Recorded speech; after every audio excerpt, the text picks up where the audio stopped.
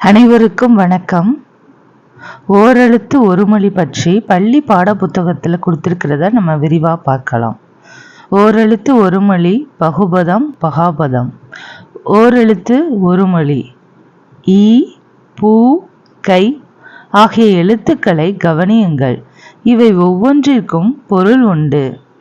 இவ்வாறு ஓர் எழுத்தே பொருள் தரும் சொல்லாக அமைவதே ஓரெழுத்து ஒரு மொழி என்பர். நன்னூல் என்னும் இலக்கண நூலை எழுதிய பவணந்தி முனிவர் தமிழில் 42 ஓரெழுத்து ஒரு மொழிகள் உள்ளன என குறிப்பிட்டுள்ளார். இவற்றில் நோ தூ ஆகிய 2 சொற்களை தவிர ஏனைய 40 சொற்களும் நெடில் எழுத்துக்களாக அமைந்தவை ஆகும். தெரிந்து தெளிவோம் ஓரெழுத்து ஒரு மொழிகளும் அவற்றின் பொருளும். ஆ பசு, ஈ கொடு, ஊ இறைச்சி, ஏ அம்பு, ஐ தலைவன், ஓ மதகு நீர் தாங்கும் பலகை, கா சோலை, கூ பூமி, கை ஒழுக்கம், கோ அரசன், சா இறந்து போ, சி இகழ்ச்சி, சே உயர்வு, சோ மதில், தா கொடு, தீ நெருப்பு, தூ தூய்மை, தே கடவுள், தை தைத்தல், நா நாவு, நீ முன்னிலை ஒருமை, நே அன்பு, நை இழிவு, நோ வறுமை, பா பாடல், பூ மலர், பே மேகம், பை இளமை, போ செல், மா மாமரம், மீ வான், மூ மூப்பு, மே அன்பு, மை அஞ்சனம், மோ மோத்தல், யா அகலம், வா அழைத்தல், வி மலர், வை புல், வௌ கவர், நோ நோய், து உன். பகுபதம் வேலன் படித்தான் ஆகிய சொற்களை கவனியுங்கள். வேலன் என்னும் சொல்லை வேல் குட்டல் அன் என பிரிக்கலாம். படித்தான் என்னும் சொல்லை படி குட்டல் இத்து குட்டல் இத்து குட்டல் ஆண் என பிரிக்கலாம். இவ்வாறு சிறு சிறு உறுப்புகளாய் பிரிக்கும் வகையில் அமையும் சொற்களை பகுபதங்கள் என்பர். பிரிக்கப்படும் உறுப்புகளை பகுபத உறுப்புகள் என குறிப்பிடுவர். சொற்பூங்கா மொழி வளரும் தன்மை உடையது.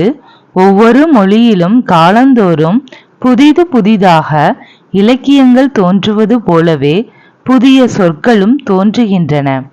ஓர் அடிச்சொல்லில் இருந்து பல சொற்கள் கிளைத்து பெருகுவது மொழி வளர்ச்சியின் அடையாளமாகும்.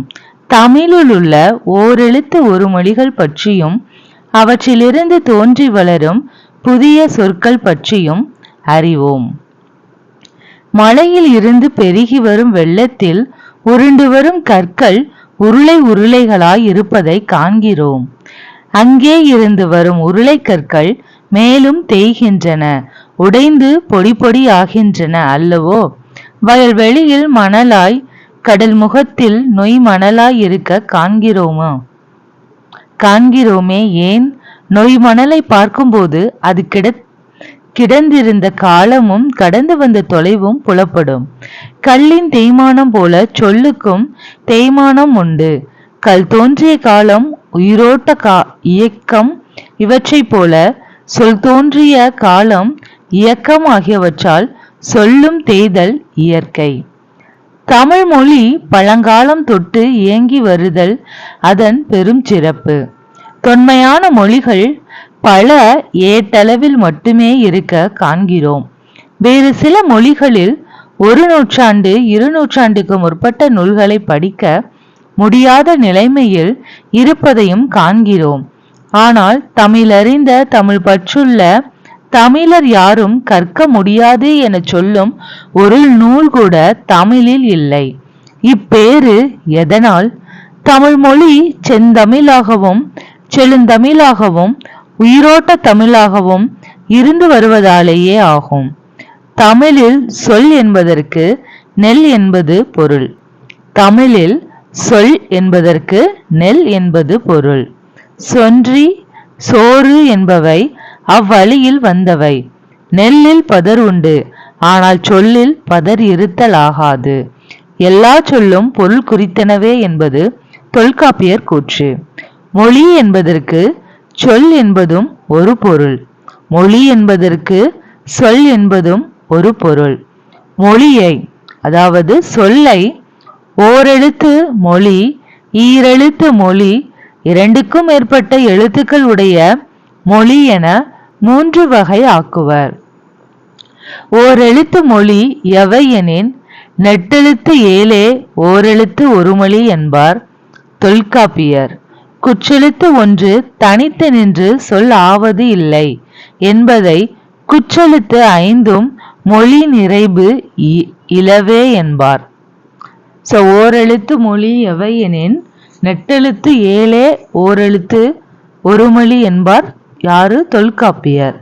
குற்றெழுத்து 1 தனித்து நின்று சொல் ஆவது இல்லை என்பதை குற்றெழுத்து 5 மொழி நிறைவு இலவே என்பார். நெட்டெழுத்து 7 ஓரெழுத்து ஒருமொழி என்றால் உயிர் நெட்டெழுத்துக்கள் 7மா? உயிர்மெய் நெட்டெழுத்துக்கள் 126 உண்டே. அவை மொழியாகும் தன்மை இல்லாதனவா என ஐயம் தோன்றும். இந்த ஐயம் தோன்றாமல் இருக்கவே உயிர் நெடில் எழுத்து என்றோ உயிர்மெய் நெட்டெழுத்து என்றோ கூறாமல் நெட்டெழுத்து என்று மட்டும் கூறினார். தமிழில் சொல்லின் முதலில் வரும் எழுத்து, இடையில் வரும் எழுத்து, இறுதியில் வரும் எழுத்து, ஒன்றையொன்று அடுத்து வரும் எழுத்து என வரம்பு உண்டு. அதன்படி எல்லா எழுத்துக்களும் எல்லா நிலைகளிலும் வாரா. சில எழுத்துக்கள் அரிச்சுவடியில் இருப்பினும் அவை மொழி நிலையில் இடம்பெறா. இவற்றைப் போலவே நெட்டெழுத்துக்களில் சொல் எனும் நிலையை பெறாதவையும் உண்டு. உயிர் வரிசையில் 6 எழுத்துக்களும், ம வரிசையில் 6 எழுத்துக்களும், த, ப, ந என்னும் வரிசைகளில் 5 எழுத்துக்களும், க, ச, வ என்னும் வரிசைகளில் 4 எழுத்துக்களும், ய வரிசையில் 1 ஆக 40 நெடில்கள் ஓரெழுத்து ஒருமொழியாக வரும் என்றார் நன்னூலார். உயிர் வரிசையில் இருக்கிற 6 எழுத்து, அதாவது ஆ, இ, உ அந்த மாதிரி 6 எழுத்துக்கள். அப்புறம் ம வரிசையில் ஒரு 6 எழுத்துக்கள். உயிர் வரிசையும் ம வரிசையும் 6 எழுத்துக்கள். த, ப, நங்கிறதுல 5 எழுத்துக்கள். க, ச, வ எனும் வரிசைகளில் 4 எழுத்துக்களும், ய வரிசையில் 1 ஆக 40 நெடில் எழுத்துக்கள் ஓரெழுத்து ஒரு மொழியாக வரும் என்றார் நன்னூலார். யாரு கூறியிருக்கிறாங்கன்னா நன்னூலார் கூறியிருக்காரு. நோ, தூ என்னும் குறில்களையும் சேர்த்து 42 என்றார். நெடில் எழுத்துக்கள் 40, குறில் எழுத்துக்கள்ல 2 அது நோவும் தூவும். ஓரெழுத்து ஒரு மொழிகள். அந்த உயிரெழுத்து என்னதுலனா ஆ, இ, உ, ஏ, ஐ, ஓ. மகர வரிசையில மா, மீ, மூ, மே, மை, மோ. இது ரெண்டும் 6. அப்புறம் தகர, பகர, நகர. தகர வரிசையில தா, தி, து, தே, தை. பகர வரிசையில பா, பூ, பே, பை, போ. நகர வரிசையில நா, நீ, நே, நை, நோ.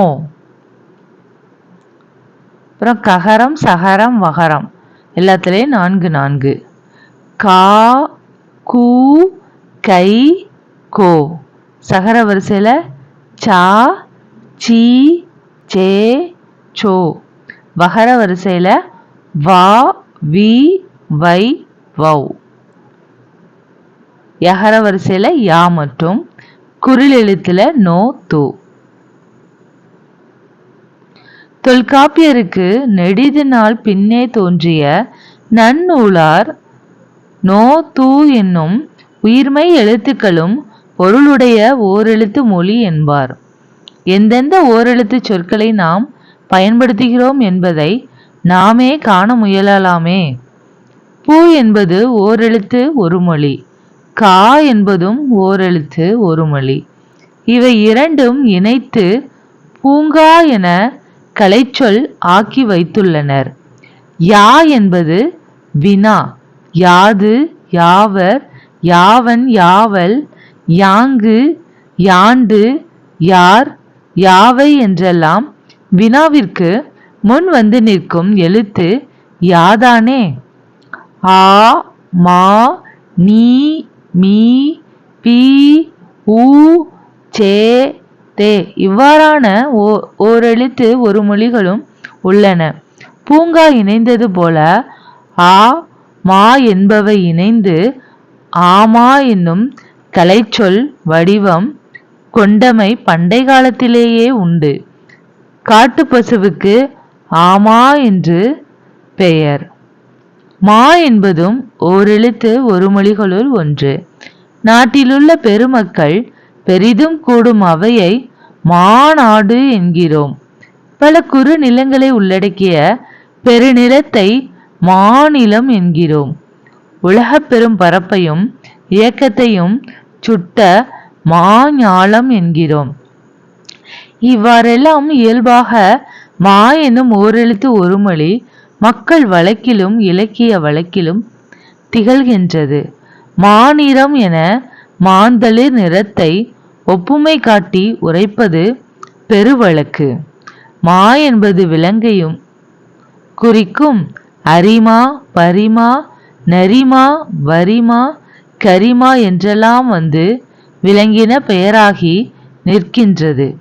அரிமா, பரிமா, நரிமா, வரிமா, கரிமா. ஈ என்னும் பொதுப்பெயர் ஓயாது ஒலி செய்யும் ஒலி குறிப்பை காட்டி நிற்கிறது. மாட்டு ஈ, தேன் ஈ என பகுத்து வழங்கும் வழக்கம் உள்ளது. ஈ என்பது ஈக என்னும் பொருளில் வழங்குதல் வெளிப்படை. ஈ என்று பல்லை காட்டாதே என்று அறிவுரை கூறுவதும் உண்டு. போ, வா, நீ, சூ, சே, சை, சோ என்பவை எல்லாம் இக்காலத்தில் அனைவரும் வழங்கும் சொற்களே. நன்னூலார் போட்ட பட்டியலில் உள்ளவை பற்றி கருதாமல் ஒவ்வொருவரும் எண்ணி பார்த்தால் சில விளக்கங்கள் கிட்டும். நன்னூலார் கூறிய சில ஓரெழுத்து ஒரு மொழிகள் என்று வழக்கில் இல்லாதவை என்றும், வழக்கிலுள்ள சில ஓரெழுத்து ஒரு மொழிகள் நன்னூலார் கூறிய பட்டியலில் இல்லாதவை என்றும் தெளிவு ஏற்படும். இன்னொரு வகையாகவும் பார்க்கலாம். ஆண் என்பது ஆ ஆகியது, மான் என்பது மா ஆகியது, கோன் என்பது கோ ஆகியது, தேன் என்பது தே ஆகியது, பேய் என்பது பே ஆகியது.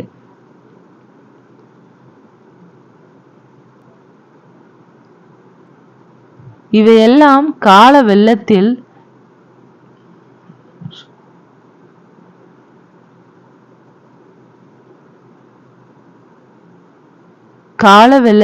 கரைந்து தேய்ந்தவை. எட்டத்தில் போகிற ஒருவன் ஏ என அழைத்தனர். ஏ என்பது என்னோடு கூடு, பொருந்து, சேர் என்னும் பொருளை உடையது. ஏ என்பது ஏ என வழக்கில் ஊன்றிவிட்டது. அம்பை ஏவு என்பர். ஏவுதல் என்பது அம்பு விடுதல். ஏவும் அம்பு ஏ என்றாகியது. அம்பு விரைந்து செல்வது போல சென்று உரிய கடமை புரியவன் ஏவலன் எனப்பட்டான். அம்புவிடும் கலையை ஏகலை என்றது தமிழ். அதில் வல்லவனை ஏகலைவன் என்று பாராட்டியது. ஏவு என்னும் சொல் ஏ என்று ஆனது மட்டுமின்றி ஏய் எனவும் ஆயிற்று. ஏவுகின்ற அம்மை போல் கூர் முல்லை உடைய முள்ளம்பன்றியின் பழம்பெயர் எய்பன்றி. அம்பை எய்பவர் எயினர், அவர்தம் மகளிர் எயினியர். சங்க புலவர்களுள் எயினனாரும் உணர், எயினியாரும் உளர். தமிழில் ஓரெழுத்து ஒருமொழி சொற்களில் பெருக்கம் நம் மொழியின் பழமை உயிரோட்டம் பெருவழக்கு என்பனவற்றை கையில் கனியாக கொடுக்கும். இத்தகைய தமிழ் மொழியின் சொற்களை பொழிப்பற்றை மீட்டெடுத்தலே வழிகாட்டிகளுக்கு முதல் கடமையாய் நிற்கிறது. மொழி பற்றுள்ள ஒருவனே மொழியை வளர்ப்பான், அதன் இலக்கை பண்படைய காப்பான். நூல்வழி செந்தமிழ் அந்தணர் என்று அழைக்கப்படும் இரா. இளங்குமரனார் பள்ளி ஆசிரியராக பணியாற்றியவர். நூலாசிரியர், இதழாசிரியர், பள்ளி தொகுப்பாசிரியர் என பன்முகத்திறன் பெற்றவர். இலக்கண வரலாறு, தமிழிசை இயக்கம், தனித்தமிழ் இயக்கம் உள்ளிட்ட பல நூல்களை எழுதியுள்ளார். குருதேவ தேவநேயம் என்னும் நூலை தொகுத்துள்ளார். தேவநேயம் என்னும் நூலை தொகுத்துள்ளார் யாரு? இரா. இளங்குமரனார். திருச்சிக்கு அருகில் அல்லூரில் திருவள்ளூர் தவசாலையையும் பாவாணர் நூலகமும் அமைத்துள்ளார். இவரது தந்தை தமிழின் தனிப்பெருஞ்சிறப்புகள் என்னும் நூலிலிருந்து செய்திகள் தொகுத்து இங்கு கூறப்பட்டுள்ளன.